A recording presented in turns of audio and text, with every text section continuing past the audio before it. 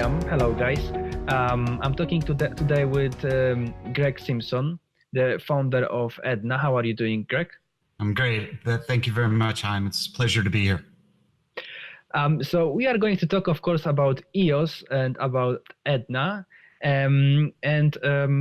But first, could you let us know about yourself, how it all started for you and how you found yourself in the present situation, please? Sure. It is a situation, to be sure. EOS is evolving so fast at lightning speed. It's a challenge just to even keep up. And then I made it worse on myself by getting into a topic such as DNA, where there's more papers published every day on the subject than one can possibly even read. I'm good if I can keep up with the headlines. But you asked about how it started. I worked for Oracle for many years, and almost 2 decades. And in that course of time, the laws in the United States changed, where they basically forced vendors who had technology products like databases to show how they were going to be HIPAA compliant for their customers, meaning the healthcare, health information protection, basically making sure that your health information was very safe inside technology, but now it just wasn't the hospitals who had this, were responsible. It was their vendors, which included Oracle. So we went through and had to do sort of an audit on all of our software, and I was chosen to be a part of that team. And I spent quite a lot of time digging through healthcare information and how it's stored in databases. In that time, I got interested in DNA. It was the data. And, the one thing about it is in the HIPAA Act protects your identity. So your driver's license number is about your identity. It's not your identity. It's about it. Where you live is your address is about your identity, but it's not your identity. The bad part here is the DNA actually is your identity. This is who you are. And you can't separate that identification of a person in a database and separate their identity, because it is them. You understand? You have to change the data. You have to somehow hide or alter the data so that it can't be connected to the human that it came from. So that's what spawned EDNA. And over the course of the last 2 years full-time, about 7 years part-time, we've come up with this project and are now going forward with it. That's absolutely amazing. So what do you think about EOS and the way how this operating system changed life? How this so far changed your life? How this changed your way of thinking? Well, not many people know this, and I don't want to spread this around, but we actually attempted this project on the Ethereum network, and we got about nowhere. It would not scale. It would not do what we did. All of our designs failed. We tried to design around the shortcomings and come up with fancy trick moves in code to make it work, and we just failed time and time again. And then back in February, I met one of the core developers on vacation in Mexico, and had a chance to learn about EOS straight from the guy who was programming it. And the stuff he was telling me was blowing me away. I'm like, I've been waiting for this. This product is what can support the vision of what EDNA wants to do. So total excitement from that day to this day without a break in between. As I see EOS evolve and come out, I'm more and more excited every day to be on this platform. It's the new way to do things.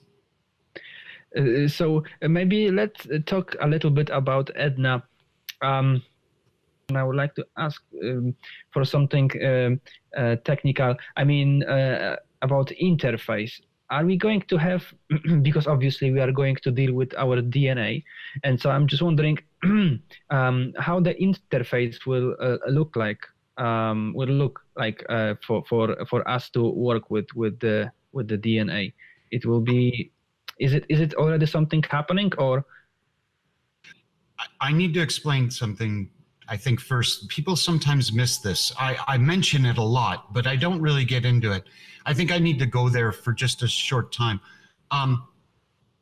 EDNA is 2 entities. You have EDNA, the sequencing service that takes your saliva, turns it to data.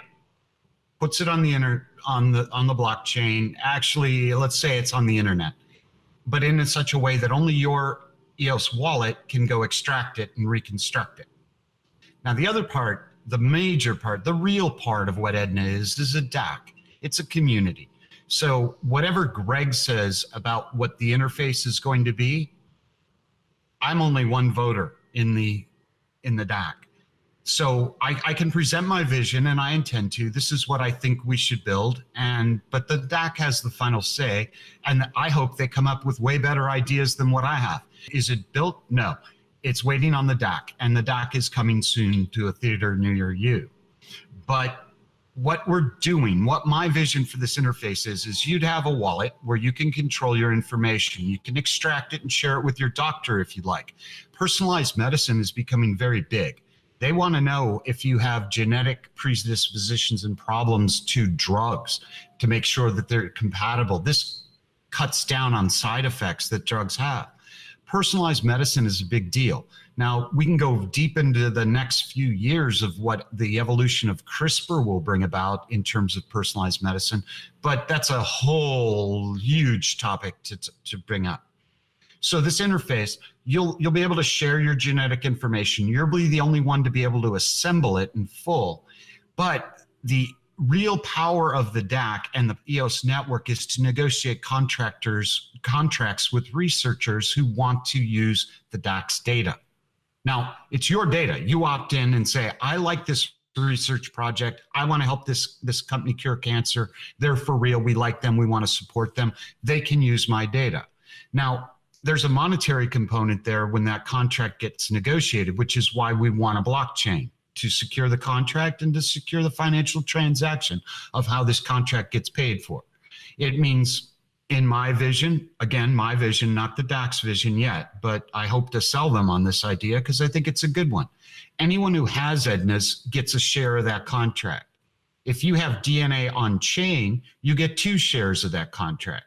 If you have DNA on chain, you have EDNAs, and you're in that study, meaning you've said, here's my DNA, you can study it. I'll tell you about my health conditions. I'll make it valuable to that researcher. You get 10 times shares.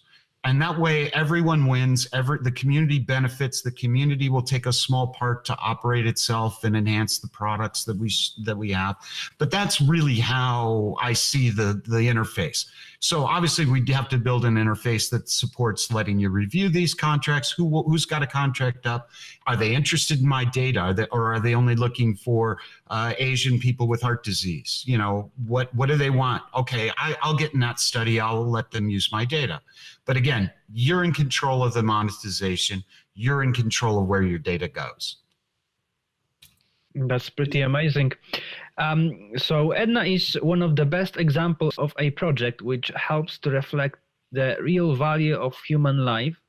And so my tricky question in here is, how much valuable is human life in your opinion?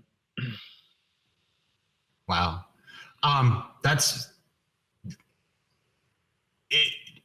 Human life, I guess it depends on who you're talking about. All right, if human life is the most valuable thing on the universe that we know of, if we take that side of this equation, and a human life that is out destroying human life certainly can't be called valuable. It's anti-valuable. It's the dark side. It's the evil out in the world. And so that particular human life, I think a human life is as valuable as it contributes to humanity, to other human lives. Are you building lives? You're valuable. Are you helping people? You're valuable. Are you ripping things up and shredding lives and causing suffering in the world? You're not valuable. So I think each life must be taken and looked at under its own microscope. And I think that's not so out of line with what most people believe. I think most people would get behind that. You know, there's a lot of talk today that the world's evil, it's a bad place, it's selfish, it's hard, it's brutal. You hear these words, but not in my experience. Not once you connect. And I want to say this one little thing, if I may. Younger people, the internet did us, we did you a disservice when we created the internet, because it was our generation that built this thing. And we maybe didn't see how it would end up creating barriers between people, but you see it all the time. Two people sitting in a restaurant texting each other. What's wrong with coming in contact with humans? That's how you form relationships. And in my company, if you come to a meeting and you've got your cell phone in that meeting, you're out of the meeting. You're gone. I don't want cell phones in my meeting. I got this meeting together to bring us together to solve a problem, not for you to deal with whatever your cell phone is, because it takes you out of there. So your cell phones are banned from any meeting I run. And I think that's good. I think we need to set these things aside and reconnect with each other as humans. And, you know, they say, I read an article just yesterday about an actual legitimate scientific study studying Facebook.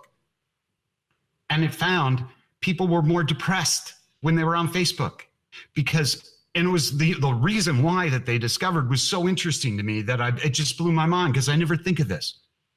We don't share on Facebook when we trip, when we screw up and fall down and do something evil or do something bad, when we our worst of the worst actions that we do, we don't share that on Facebook.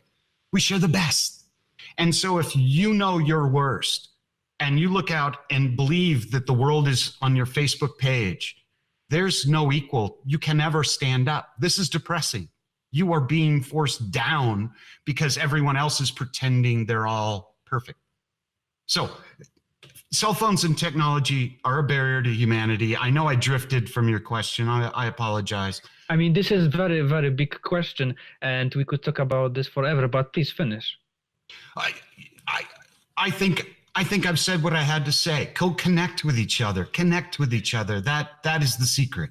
Of course, but what I was trying to underline is like a really basic concept of life, just right from the beginning. You know, we cannot really judge a person.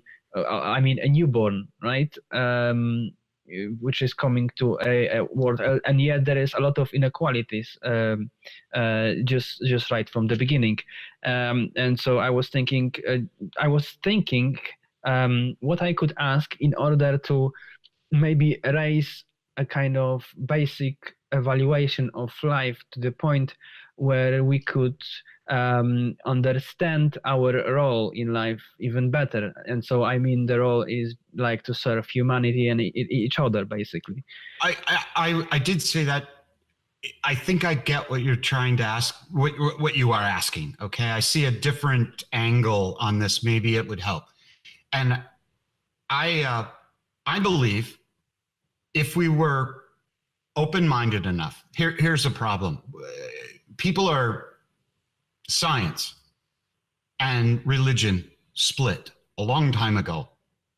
And the two have never reconciled life. Neither have come up with the answer. I mean, a lot of people believe, but science demands proof. So how do you take faith and proof and reconcile the two? Here's how I think we can do it. No one's done this, but I think we can do it. When you die, this is the easiest way to get this concept, I think, across. You stop being animated. You stop being alive. That's obvious to anyone, right? It's hard to argue this, that dead body is not going to get up and walk around again. We've not seen it. No one's ever seen it, as far as I know. Well, some people say they saw it, but we don't see that commonly. Let's consider the mainstream scientific point of view. Yes. Let's look at the mainstream. And so science says that body is no longer animated, except that's not accurate. The cells live on, some for months. Your fingernails grow in the grave. Your cells are still there and living. They're producing what cells do. And you have trillions of these things in your body that take time to fully decay and die off and not replace themselves. So science looks at matter. That's all of our tools. Every single tool we have measures matter. I don't care if it's measuring brain activity, you're still measuring matter. Now, I think a lot of people have said things like the soul is energy, or the soul is a vibration, or the spirit, the humanity, the beingness of Greg, the personality, the thing I am is an energy. Well, that changes matter, but it's not matter. And it would be sort of like, I think science looks at the anthill, which all the ants have moved out, and said, oh, we'll understand life. Well, they're not looking at the ants. They're looking at the anthill, the matter that floats on the energy. So they'll never really get to it. And I'm sorry if that's deep or weird or anything else for anyone, but there's truth in the science of it. You can look at what we have, what tools science uses to understand life. They're the wrong tools. And I'm not sure what the right tools are or how we get them, but that's where I think it's at. I mean, I think that we are on the right way to actually prove a lot more, basically. And your project, I believe, is one of those tools, let's say, which basically helps do that. Thank you. So understanding the value of life naturally let us comprehend the evolution as a conscious process. Do you think we are able to understand the value of human life to a point where we will perfect our DNA and totally heal humanity by removing all diseases? That's already happening, whether I like it or not. There's efforts underway all over the world right now to modify DNA to cure disease. They're advancing so rapidly, as I said earlier, I can't even barely read the headlines of the papers and the abstracts of the scientific papers that are published every single day. I would spend my entire day and not be able to read them all. I read the abstract to figure out what it's about, and I pick and choose the ones that look most promising. I try to stay on the edge of the wave like a surfer, and the wave is massive. Will we ever get to the end if this is the ultimate DNA? Man, that's a big question, a scary question, and I have no answer there. So technological advancement must go hand in hand with the development of consciousness. I think we will not only cure all the disease, but also enhance the human biology and realize a physical immortality. However, all the amazing things are possible only in a collective manner. We need to let ourselves experience full integrity, otherwise we won't achieve the necessary harmony, and an awareness of differences in the inequality or asymmetry of bioinformation would contradict the perception of comprehensive well-being. Therefore, I would like to ask you in here, do you know about anyone who is significantly perfecting their DNA now? I mean, not only like trying to cure some diseases, but actually trying to achieve immortality. Yes, there's a gene.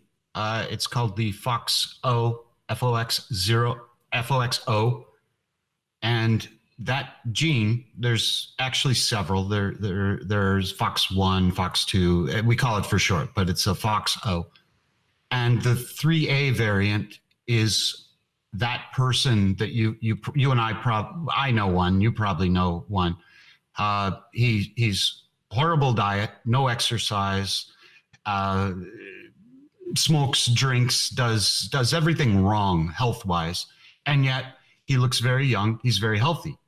Now, this is called the longevity gene in science. It's a nickname for that because there's a very strong correlation to having both of these genes, one from mom, one from dad, turned on with the FOXO3A variant, and it leads to a long life. Other research is working on a jellyfish. That's one of my most fascinating things to see genetically. What it does is it ages quite normally, and then it gets to a certain point and it turns its DNA starts creating different genes being activated and inactivated, and it reverts back to an infant physically. And then it ages again. It effectively is immortal.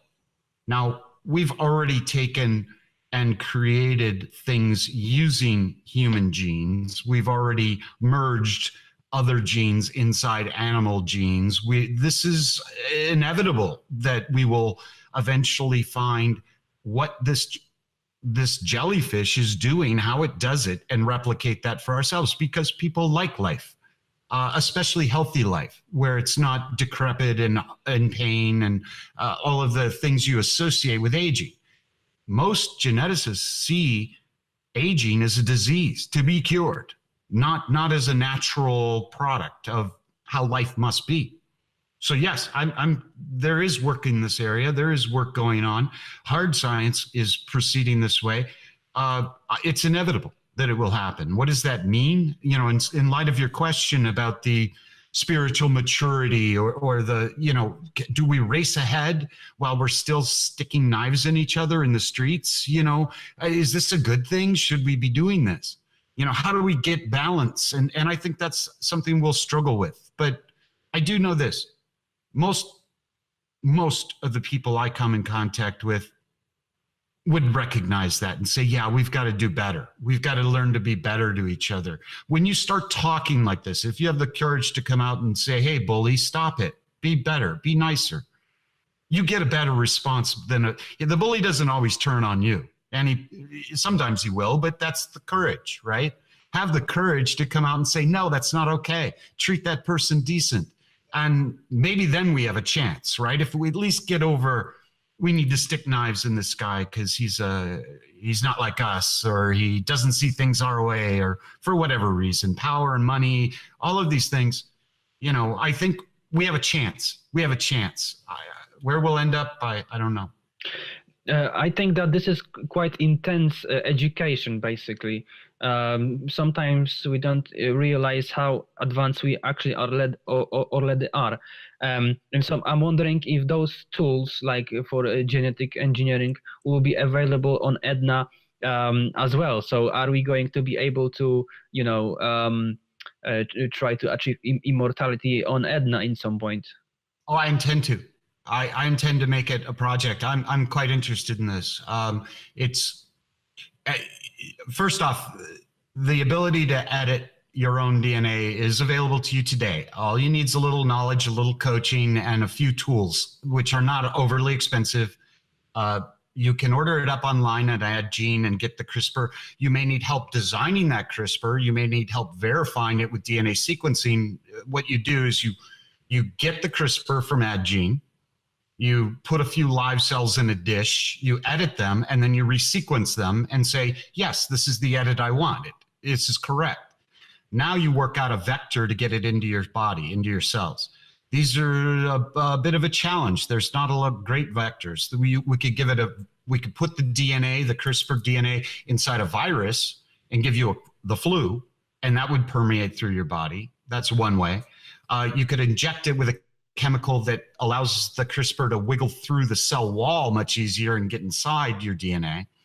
You could use a gene gun, which shoots little minuscule particles of gold into your skin and deeper in, and the DNA sort of rides on the gold particle and gets inside the cell.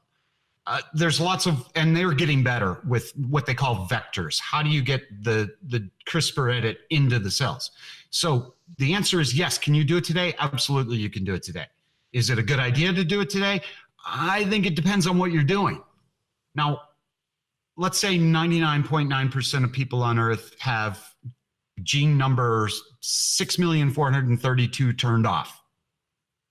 You have it turned on and it's killing you. I think it's a pretty good idea that you could turn that off safely if you knew that that's the gene you were going to affect, right? Because now you'll be like all these other people that aren't dying from the disease you're dying from. I think that's where we'll go first.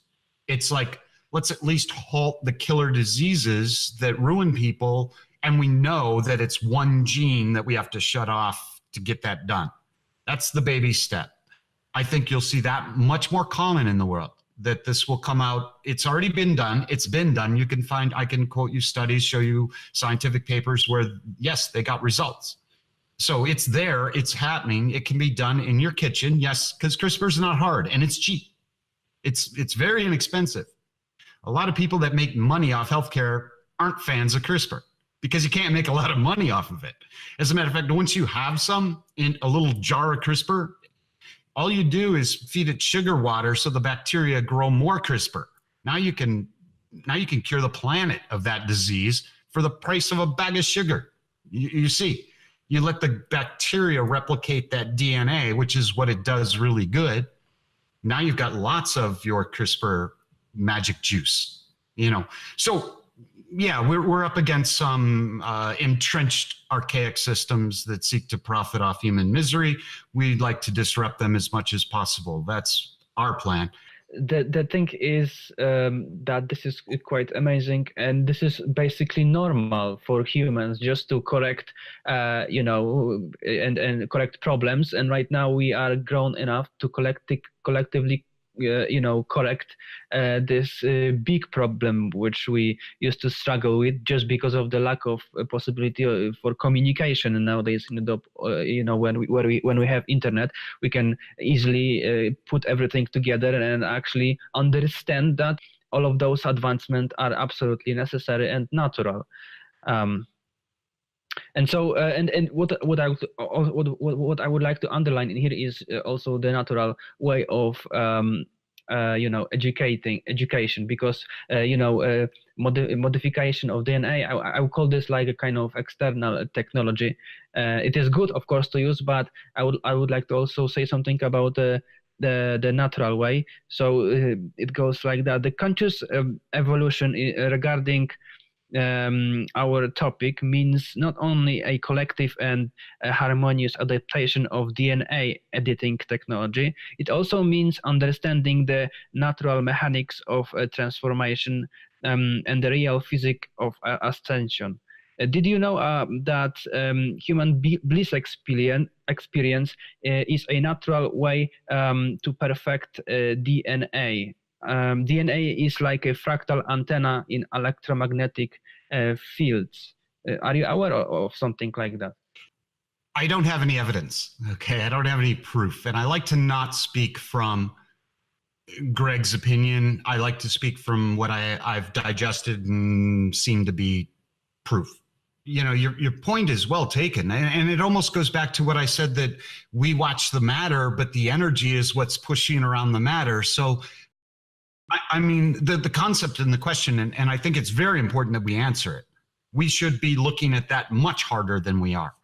The side of what don't we understand? We know how the universe works pretty good. Yeah, we know that the molecules bump and they link, and all of a sudden you got DNA, and there it goes.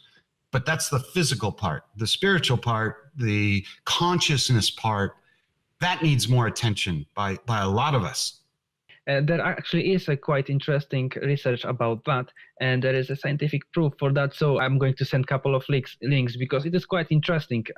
Actually, they measured how geometry of DNA is basically, and also hydrogen is related to the way how energy flows through our body. And that would make sense if you look at hydrogen as the most common element in the universe, and there it is. Okay, the hydrogen may very well be the connection point to the other side of energy that we don't quite get yet.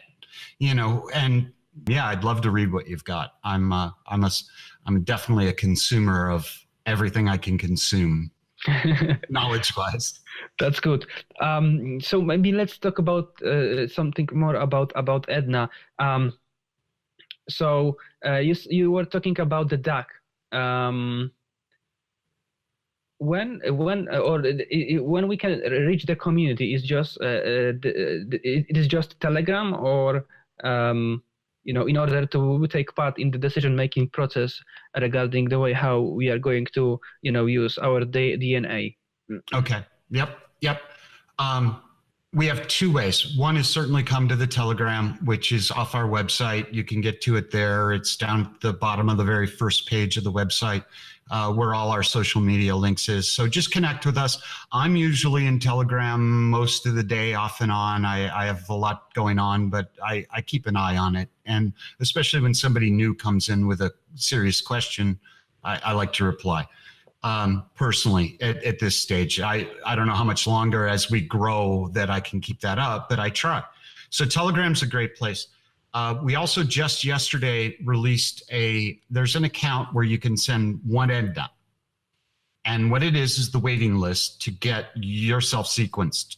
And that's on the blockchain now. Everybody that sends an EDNA into that account then gets a slot in the waiting list. Now, it's not a commitment to get your DNA sequence. It just says, hold my place. And how we're going to, once the lab is up to having capacity that we're going to need, if you understand the EDNA project, we're not going on chain till we have 5,000 people in storage, because we can't protect them if we don't have them there to mix that data so that it can't be messed with and used nefariously by evildoers or non-authorized doers. So this waiting line is one way to connect. The other is just simply go to the website and subscribe anywhere. It just tells us, hey, I'm interested. We're not spamming you, but we will keep you abreast of the developments of the DAC, significant developments like, okay, go to this contract, you can sign up, store a couple EDNAs, and you're in the DAC. You're now a member, voting rights are coming. And any contract we build, I'm not interested in telling you, I'm not selling anything here. I'm trying to build the DAC. That's what the subscriber list is for. So I would say go there. And maybe if you think you might want an option to hold a place in line for yourself, send us one EDNA. You know, they're super cheap right now, unbelievably cheap, really good deals, I think. Because if you look at what the market for genetic information, billion-dollar market, multiple billions of dollars being spent. You look at what it takes to build a sequencing lab, and we're saying you're going to own that. When you own EDNAs, you'll own a piece of that. What the valuation is of those entities is quite high compared to what the coins are trading at right now. The tokens are available at. So I see them as a very good value at this point. A lot of people don't know about the project, you know, and I think that when we do an airdrop, maybe if we were to do it again, I'd do it maybe a little smarter. Like I'd only drop on somebody who said, okay, I've read your white paper. You know, I get the drop.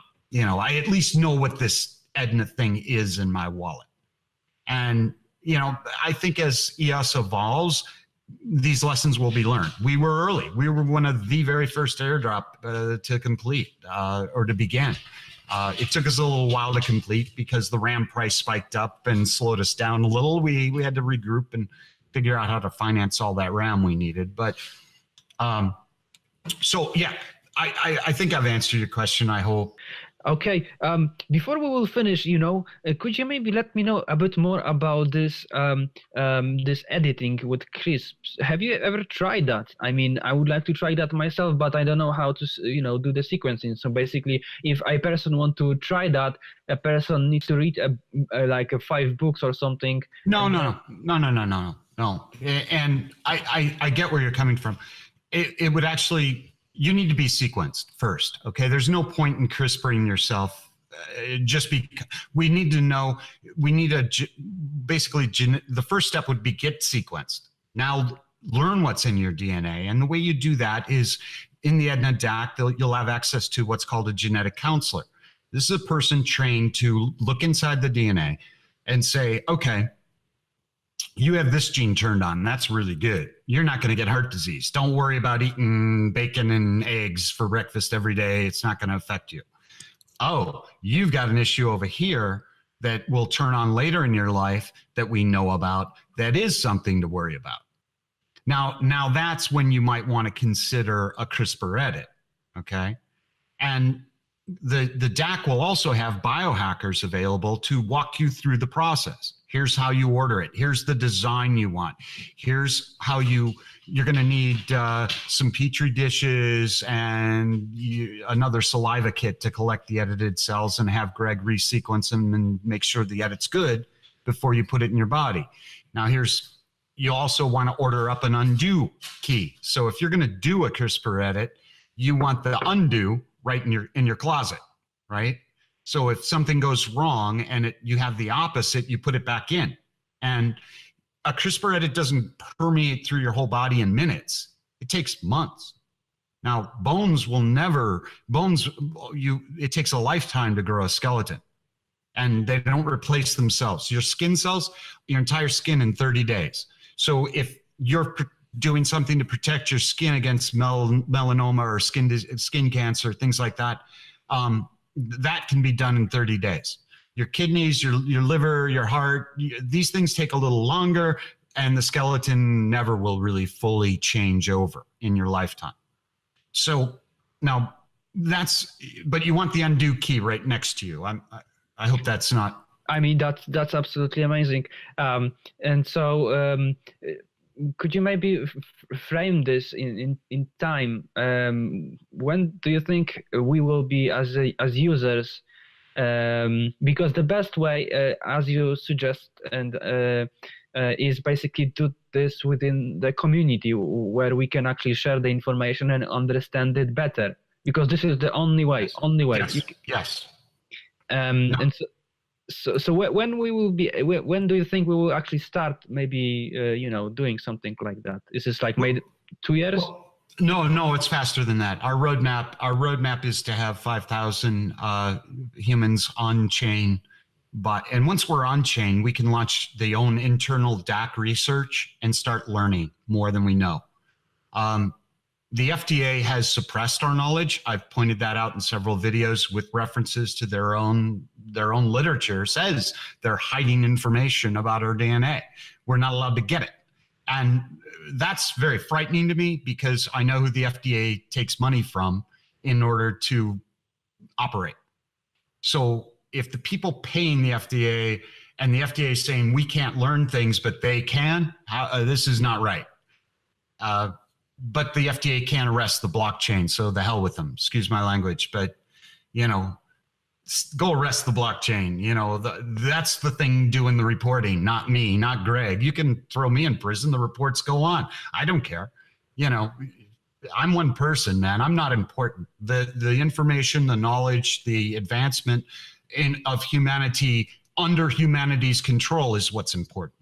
I mean, we are getting into the point where this power of communication is so fast that this consensus regarding the norm of our perception, what is good and what's not, is very visible, and very obvious. So this is a way easier to now get together and actually state a new kind of norm for us all. In some point, I believe FDA, we are not going to fight them. We are going just to basically create something different, better. Right. We don't fight. You just beat them. You just win the race. You don't have to beat them down and smash them into bits. You just have to get to the finish line before they do, right? Beat them at the race. And that's the right way to do it. It's nonviolent. It's just, hey, we built a better system. Catch up. And they can't catch up. Look at the regulation efforts of China. China tries to regulate crypto. Oh, it can't do it. We're going to do it. We can't do it. So we're already winning. We're out in front. We just have to keep the steam, keep together as a community, and win as people, as humans. We'll win. I'm sure of it. Evil never wins. Never. Not in the long run. It may seem like it one day, but not in the long run. Exactly. So that's the thing. I totally like that. And basically that's all from me. And so thank you very much for your time, and have a nice day. I really enjoyed this, and thank you for having me. I would be pleased to come back anytime you want.